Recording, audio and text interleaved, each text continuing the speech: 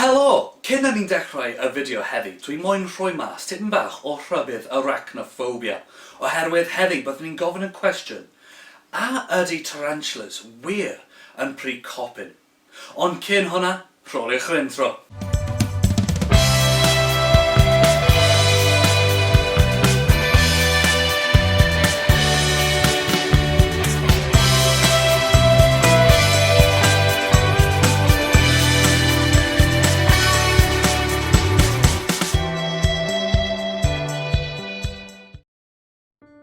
Corenod yw'r aelodau dychrynllyd, weithiau annwyl, o'r teulu arachnid, sy'n cael eu hystyried yn hunllefus i rhai.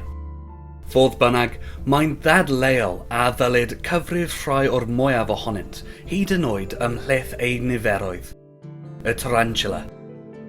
Mae rhai sy'n elwir weithiau'n wir bryfed cop yn perthyn i grŵp awr enwi aranomorphau, tra bod tarantula yn perthyn i'r chwaer taxa myglemorphau. Bod perthynas agos iawn rhyngddynt, ystyrir bod y myglemorphau yn fwy gwaelodol, ffurf fwy cyntefig o bricop, gyda'r myglemorphau yn darganfod gynharaf yn dyddiau mor bell yn ôl ar Triasig. Maent hefyd yn arddangos rhai gwahaniaethau morffolegol ac ecolegol allweddol i'w cefndryd yr anamorff. Un o'r prif wahaniaethau morffolegol rhwng yr aranomorphau a'r myglemorphau yw'r fangiau. Mae fangiau tarantula yn pwyntio tuag i lawr o'r chelicerae. Gelwir hyn yn fangiau paraxiol. Ar y llaw arall, mae gan wir bryfed cop fangiau sy'n symud i mewn tuag at ei gilydd, fel set o pinsers sy'n chwistrelu gwenwyn. Gelwir y rhain yn fangiau diaxial. Ymddygiad adnabyddus arall gan y gwir bryfed cop arachnomorph yw ei tueddiad i adeiladu gweoedd. Fodd bynnag, mae'r ymddygiad hwn hefyd yn cael ei arsylwi mewn myglemorphau, bod y strwythurau gwe yn aml o ddyluniad a phwrpas gwahanol iawn. Mae gwahaniaeth morffolegol sylweddol hefyd yn amlwg yn siap ei strwythurau cynhyrchu gwe, y spinnerets. Yn nodweddiadol, mae gan myglemorphau spinnerets hir, tebyg i bys ar flaen ei abdomen, fel arfer mewn setiau o 4, gyda 2 spinnerets hirach, hawdd ei weld, a 2 rhai llai oddi tano. Mae gan yr anamorphau ar y dwylo eraill, spinnerets cyfrannol llai sy'n llawer mwy cryno. Mae'r gweoedd mewn ffordd ecolegol yn chwarae rolau gwahanol iawn yn ymddygiad hela myglemorphau. Gwir bryfed cop yr ydym wedi arsylwi arnynt i wneud gweoedd mwyn dal eu hysglyfaeth.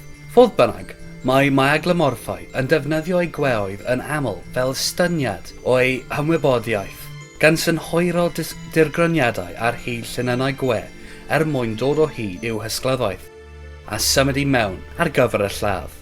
Ar gyfartaledd, mae myglemorphau fel arfer yn byw'n hirach, gyda rhai rhywiogaethau fel yr boetawr adar Goliath yn byw hyd at 50 mlynedd mewn caethiwed ac yn tyfu fod tuat ddrwydfedd ar draws.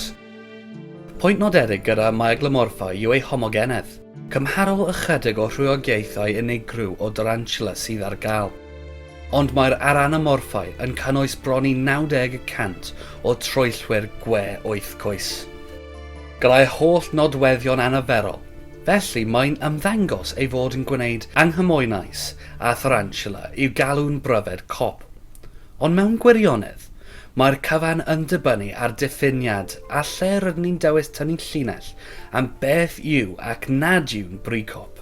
Oherwydd ei fod o 2 is-order ar wahân, mae anamorphau a myglemorphau yn aelodau o'r order Arachnidae.